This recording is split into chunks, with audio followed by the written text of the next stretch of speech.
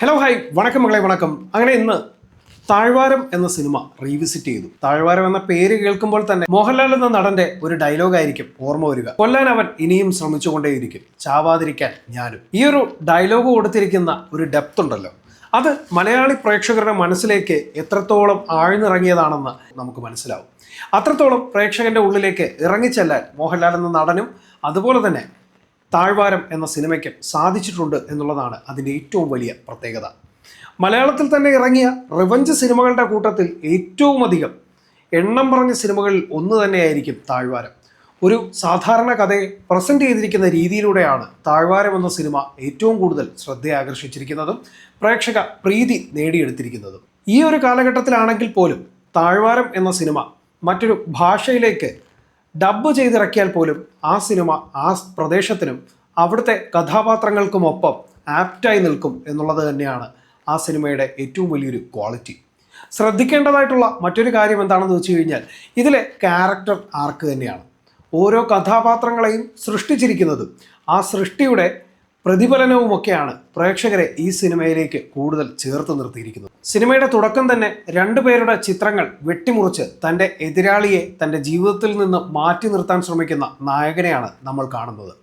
പിന്നീട് ബാലൻ തൻ്റെ എതിരാളിയായിട്ടുള്ള രാജുവിനെ തേടി അല്ലെങ്കിൽ രാഘവനെ തേടിയുള്ള യാത്രയിലാണ്. മലയോരങ്ങളിലൂടെ അയാൾ സഞ്ചരിക്കുമ്പോഴും അയാളുടെ കണ്ണിൽ കെടാതെയുള്ള പകയുടെ കനലുകൾ എരിയുന്നത് നമുക്ക് കാണാം. തൻ്റെ ശത്രുവിനെ കൃത്യമായ സ്ഥലത്തേക്ക് കണ്ടെത്തിയതിന് ശേഷം അയാൾ കനല് കൂട്ടി അങ്ങോട്ടേക്ക് നോക്കിയൊരു ഇരിപ്പുണ്ട്. അത് തന്നെ പ്രേക്ഷകന്റെ ഉള്ളിലേക്ക് കൊത്തിയിടുന്ന ഒരു പ്രതികാരത്തിൻ്റെ ഭാവമാണ്.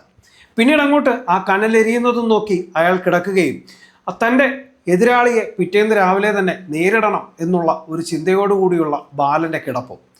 പിന്നീട് അങ്ങോട്ട് കഥാപാത്രങ്ങളുടെ എൻട്രികൾ ഓരോന്ന് വരുന്നുണ്ടെങ്കിൽ പോലും അവിടെ കഥാപാത്ര സൃഷ്ടിയുടെ ഏറ്റവും വലിയൊരു ക്വാളിറ്റി നമുക്ക് കാണാൻ പറ്റും. ഗംഭീരമായിട്ടുള്ള ആക്ടേഴ്സിനെയാണ് ഇവിടെ ഭരതൻ എന്ന സംവിധായകൻ പ്ലേസ് ചെയ്തിരിക്കുന്നത്. മോഹൻലാലിൻ്റെ ഉപരി സുമലത, ശങ്കരാടി, സലിം ബോസ്, ബാലൻ കെ നായർ, അഞ്ജു, ഇത്ര കഥാപാത്രങ്ങളാണ് ഈ സിനിമയിൽ പ്രധാനമായിട്ടുള്ളത്. അതിൽ ഈ 4 പേർ മാത്രമാണ് സിനിമയിൽ ഏറ്റവും കൂടുതൽ നേരം നമ്മളോടൊപ്പം ചിലവഴിക്കുന്നത്. എന്നിരുന്നാൽ പോലും ബാലൻ എന്ന കഥാപാത്രത്തിൻ്റെ ആ ഒരു സെൻട്രൽ പോയിന്റിൽ നിന്നും ഒരിക്കൽ പോലും ഈ സിനിമ വിട്ടു നിൽക്കുന്നില്ല എന്നുള്ളത് സിനിമയിലെ ഏറ്റവും നല്ലൊരു പ്ലസ് പോയിൻ്റാണ്. അയാൾക്ക് എന്താണ് ചെയ്യാനുള്ളത് അത് അയാൾ ചെയ്തു തീർന്നിട്ടേ അവിടെ നിന്ന് പോകൂ എന്നുള്ള ഒരു ദൃഢനിശ്ചയം. എന്നാൽ അയാളുടെ നിസ്സഹായതയും ഒപ്പം പ്രേക്ഷകനിലേക്ക് പകർന്നു കൊടുക്കുന്നുണ്ട് സംവിധായകനും എഴുത്തുകാരനും. MT വാസുദേവൻ നായരുടെ എഴുത്തുകളിൽ നിന്നും വളരെ വ്യത്യസ്തമായിട്ടുള്ള ഒരു കഥാപാത്ര സൃഷ്ടിയായിരുന്നു താഴ്വാരത്തിലെ ബാലൻ്റേത്. ഒപ്പം ജോൺസൺ മാഷിൻ്റെ ഒരു വെസ്റ്റേൺ കൾച്ചർ പിടിച്ചിട്ടുള്ള ബാക്ക്ഗ്രൗണ്ട് മ്യൂസിക് കൂടി ഈ സിനിമയുടെ തുടക്കത്തിൽ തന്നെ അങ്ങോട്ട് ഇട്ടുകൊടുക്കുമ്പോഴേക്കും സിനിമ മറ്റൊരു തരത്തിലേക്കാണ് പ്രേക്ഷകനെ ട്രീറ്റ് ചെയ്യാൻ തുടങ്ങുന്നത്. പിന്നീട് അങ്ങോട്ട് ഈ സിനിമയിലെ കഥാപാത്രങ്ങൾക്കുള്ള ഇൻറ്റൻസിറ്റിയും ക്യൂരിയോസിറ്റിയും അതിനൊപ്പം തന്നെ പകയും പ്രതികാരവും ഒക്കെ പ്രേക്ഷകൻ്റേത് കൂടിയാകുന്നു. ഓരോ തവണയും കഥാപാത്രങ്ങൾ തമ്മിൽ ഉരസുമ്പോഴും പ്രേക്ഷകൻ എന്താണ് സംഭവിക്കാൻ പോകുന്നത് എന്നുള്ള ഒരു കൺഫ്യൂഷനിലാണ്. നല്ല മനുഷ്യർക്കിടയിലുള്ള ആട്ടുതോലിട്ട ചെന്നായകളെ ഇവിടെ കൃത്യമായി വരച്ച് കാട്ടിക്കുമ്പോഴും അവിടെ കഥാപാത്ര സൃഷ്ടിയുടെ ഗുണമേന്മയാണ് നമ്മളെ മനസ്സിലാക്കി തരുന്നത്. ഓരോ കഥാപാത്രങ്ങൾക്കും കൃത്യമായ രീതിയിലൂടെ തന്നെ പാത്ര സൃഷ്ടി അവിടെ സംഭവിച്ചിട്ടുണ്ട്. അതിലുപരി സംവിധായകൻ്റെ കയ്യൊപ്പ് പതിഞ്ഞ കാസ്റ്റിങ്ങും അതിനൊപ്പം തന്നെ അവരെ കൊണ്ട് പ്രസൻറ്റ് ചെയ്യിപ്പിച്ചെടുത്തിരിക്കുന്ന ആ ഒരു രീതി അതുതന്നെയാണ് ഈ സിനിമയെ മറ്റു ചിത്രങ്ങളിൽ നിന്നും വേറിട്ട് നിർത്തുന്നത്. മലയാളത്തിൽ തന്നെ എണ്ണം പറഞ്ഞ ക്ലാസിക് ചിത്രങ്ങളിലൊന്നായി താഴ്വാരം മാറുന്നതിൻ്റെ പ്രത്യേകതയും അതുതന്നെയാണ്. കഥാപശ്ചാത്തലം കൊണ്ടാണെങ്കിലും പ്രകടനങ്ങൾ കൊണ്ടാണെങ്കിലും സിനിമയുടെ പശ്ചാത്തല സംഗീതം കൊണ്ടാണെങ്കിലും ഛായാഗ്രഹണം കൊണ്ടാണെങ്കിലും ഇത് എപ്പോഴും വളരെ വ്യത്യസ്തമായ ഒന്ന് എന്ന് പറയാൻ നമുക്ക് സാധിക്കും. വേണുവിൻ്റെ ഛായാഗ്രഹണം ഈ സിനിമയിൽ മറ്റൊരു തരത്തിലേക്കാണ് മാറ്റിവെക്കുന്നത്. അതുകൊണ്ട് തന്നെയാണ് തുടക്കത്തിലെ പറഞ്ഞത്, ഏത് കാലഘട്ടത്തിലും ഏതൊരു നാട്ടിലേക്കും ഈ സിനിമയെ പ്ലേസ് ചെയ്താൽ ആ കഥാപാത്രങ്ങൾ അവിടെ ആപ്റ്റായിരിക്കും എന്നുള്ളത്. ഇത് മലയാളത്തിൻ്റെ മാത്രമായിട്ടുള്ള ഒരു സിനിമയായിട്ട് ഒതുങ്ങുന്നില്ല എന്നുള്ളതാണ് അതിൻ്റെ മറ്റൊരു ധ്വനി. തീർച്ചയായും ഇത്തരത്തിലുള്ള കഥാപാത്ര സൃഷ്ടികൾ ഇന്നത്തെ മലയാള സിനിമയിൽ അത്രയേറെ ഉണ്ടാകാറില്ല എന്നുള്ളത് നമുക്ക് വീണ്ടും വായിക്കേണ്ടതായിട്ടുണ്ട്. മോഹൻലാൽ എന്ന അഭിനയ പ്രതിഭയുടെ ആ ഒരു പ്രകടനം തന്നെയാണ് ഈ സിനിമയെ വീണ്ടും വീണ്ടും പ്രേക്ഷകരിലേക്ക് എത്തിക്കുന്നത് എങ്കിൽ ഭരതൻ്റെ മാജിക്കാണ് പ്രേക്ഷകനെ പൂർണ്ണ സംതൃപ്തിയിലേക്ക് എത്തിക്കുന്നത്. സിനിമ തീരുമ്പോഴേക്കും കഴുകന്മാരുടെ ഇടയിൽ നിന്നും അയാൾ തൻ്റെ എതിരാളിയെ വലിച്ചിഴച്ചു കൊണ്ടുപോയി പടക്കപ്പുരയ്ക്കുള്ളിലേക്ക് കൊണ്ടിട്ടതിന് ശേഷം അതിലൊരു തോട്ട കത്തിച്ച് അതിനുള്ളിലേക്ക് എറിഞ്ഞ് അത് പൊട്ടിത്തെറിക്കുമ്പോഴേക്കും തൻ്റെ തോളത്ത് കിടക്കുന്ന കമ്പിളി പൂർണ്ണമായും തൻ്റെ ദേഹത്തേക്ക് പുതച്ച ശേഷം അയാളുടെ ഒരു നടപ്പുണ്ട്. തീർച്ചയായും ഇന്ന് നമ്മൾ മാസം എന്ന് വിളിച്ച് ബാക്ക്ഗ്രൗണ്ട് മ്യൂസിക്കും സ്ലോ മോഷനും ഒക്കെ കൊണ്ട് കാണിക്കുന്ന ആ ഒരു ഗംഭീര സംഭവം എന്ന് നമ്മളെ കൊണ്ട് പറയിപ്പിക്കുന്ന ഒരു ഐറ്റം വളരെ സിമ്പിളായിട്ട് ഇൻറ്റൻസീവായിട്ട് ഓഡിയൻസിൻ്റെ ഉള്ളിലേക്ക് അയാളുടെ പ്രതികാരത്തിൻ്റെ പൂർണ്ണതയിലേക്ക് പ്രേക്ഷകനെ കൂടി എത്തിക്കാൻ ആ ഒരു വിഷ്വലിന് സാധിച്ചിട്ടുണ്ടെങ്കിൽ അതിനെന്താണ് പറയുക? കാരണം അത്ര ഗംഭീരമായിട്ടാണ് ആ ഒരു വിഷ്വലിനെ അവിടെ ട്രീറ്റ് ചെയ്തിരിക്കുന്നത്. നായകന് മാസ് കാണിക്കാൻ സ്ലോ മോഷൻ്റെ ആവശ്യമോ അല്ലെങ്കിൽ മറ്റൊന്നും ആവശ്യമില്ല. അയാളുടെ കണ്ണുകളിൽ അതേ പക, അതേ പ്രതികാരം, അതേ സംതൃപ്തി, അതേ പൂർണ്ണത അവിടെ കൃത്യമായി ഉണ്ടായാൽ മതി എന്നുള്ളത് തന്നെയാണ് ആ സിനിമ നമ്മളോട് വിളിച്ചോതുന്നത്. ഒരു വശത്തേക്ക് നോക്കുകയാണെങ്കിൽ മോഹൻലാലിൻ്റെ ഗംഭീര പ്രകടനത്തിനോടൊപ്പം തന്നെ സുമലതയുടെയും ശങ്കരാടിയുടെയും സലിം ബോസിൻ്റെയും ഒക്കെ പ്രകടനം ഈ സിനിമയെ വളരെ മികച്ചതാക്കുന്നുണ്ട്. സലിം ബോസ് തൻ്റെ ആദ്യ സിനിമ കൂടിയാണ്, ഗംഭീരമായിട്ടുള്ളൊരു വില്ലനെയാണ് അവിടെ പ്രസൻറ്റ് ചെയ്തിരിക്കുന്നത്.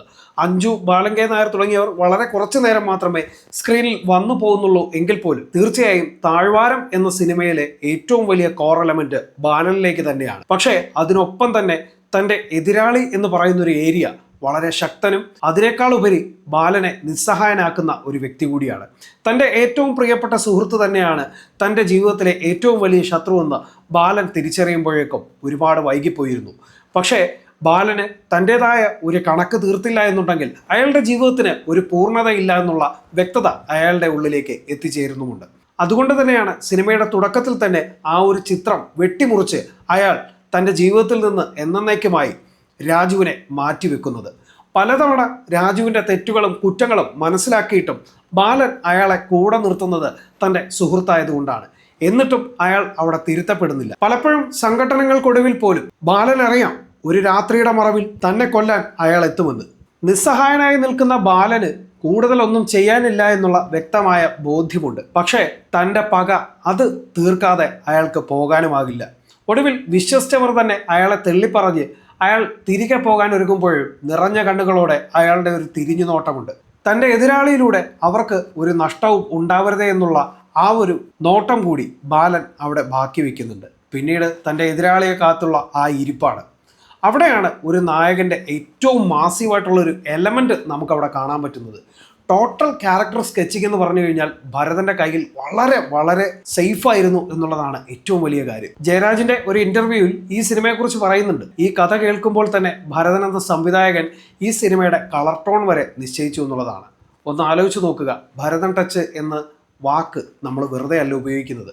അത്രയേറെ കാൽക്കുലേഷൻസ് ഉള്ള, അത്രയേറെ ഗംഭീരമായ സിനിമകൾ മലയാളത്തിന് സമ്മാനിച്ച ഒരു സംവിധായകൻ്റെ കയ്യിൽ നിന്നും ഇന്നും നമ്മൾ ചർച്ച ചെയ്യുന്ന തരത്തിലേക്ക് താഴ്വാരം ഉയർന്നിട്ടുണ്ട് എങ്കിൽ അത് ആ സംവിധായകൻ്റെ കയ്യൊപ്പ് തന്നെയാണ്.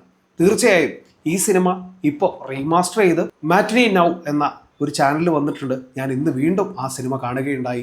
ഓരോ തവണ ഈ സിനിമ കാണുമ്പോഴും ഒരു പുതിയ സിനിമ കാണുന്ന ഫീല് തന്നെയാണ് ഈ സിനിമയ്ക്കുള്ളത്. അതുകൊണ്ട് തന്നെ ഈ സിനിമ എന്നെന്നും നമ്മുടെ മലയാളത്തിന്റെ ക്ലാസിക്കുകളിൽ ഒന്നായി നിലനിൽക്കും. അഭിനയ പ്രതിഭകളുടെ ഒരു സംഗമം കൂടിയായിരുന്നു. ഒപ്പം ടെക്നീഷ്യൻസിന്റെ കാര്യത്തിലും അത്രയും വളരെ മനോഹരമായിട്ടുള്ള ഒരു കൂടിച്ചേരലായിരുന്നു താഴ്വാരം എന്ന സിനിമ. തീർച്ചയായിട്ടും ഈ സിനിമ നിങ്ങൾ കണ്ടിട്ടില്ല എന്നുണ്ടെങ്കിൽ തീർച്ചയായും കണ്ടു നോക്കുക. നല്ല ക്വാളിറ്റിയിൽ ഈ സിനിമ ഇപ്പോൾ അവൈലബിൾ ആണ്. ഇതുപോലുള്ള നല്ല നല്ല സിനിമകൾ ഇനിയും ഓർമ്മയിൽ വരുമ്പോൾ ഞാൻ കാണുകയും നിങ്ങളെ അത് ഓർമ്മിപ്പിക്കുകയും ചെയ്യും. അപ്പോൾ ഈ ഒരു സെഷൻ ഇടയ്ക്കിടയ്ക്കേ ഉണ്ടാവുള്ളൂ, എപ്പോഴും ഉണ്ടാവാൻ സാധ്യതയില്ല. തീർച്ചയായിട്ടും നല്ല നല്ല സിനിമകൾ നിങ്ങളിലേക്ക് എത്തിക്കാൻ ഞാനും ശ്രമിച്ചുകൊണ്ടേയിരിക്കും, കാണാൻ നിങ്ങളും ശ്രമിച്ചുകൊണ്ടിരിക്കുക. അപ്പോൾ നിങ്ങൾ കൂടുതൽ ആൾക്കാർ നമ്മുടെ അടുത്തേക്ക് എത്തുമ്പോഴായിരിക്കും ചാനലിന് കൂടുതൽ ഊർജ്ജസ്വലമായിട്ടുള്ള കണ്ടന്റുകൾ ചെയ്യാൻ സാധിക്കുക. സോ ചാനൽ വരുന്ന വീഡിയോസൊക്കെ ഇഷ്ടപ്പെടുകയാണെന്നുണ്ടെങ്കിൽ ചാനൽ സബ്സ്ക്രൈബ് ചെയ്യുന്ന കാര്യം മറക്കരുത്. അതുപോലെ നിങ്ങളുടെ വിലയേറിയ അഭിപ്രായങ്ങൾ കമൻറ്റ് ചെയ്യാൻ മറക്കരുത്. വീഡിയോ ഇഷ്ടമായിട്ട് മറ്റുള്ളവർക്ക് ഷെയർ ചെയ്ത് കൊടുക്കുക. അപ്പോൾ പുതിയ വീഡിയോസും റിവ്യൂസും റോസ്റ്റിങ്ങുകളുമായിട്ട് ഞാൻ വീണ്ടും വരും. അതുവരേക്കും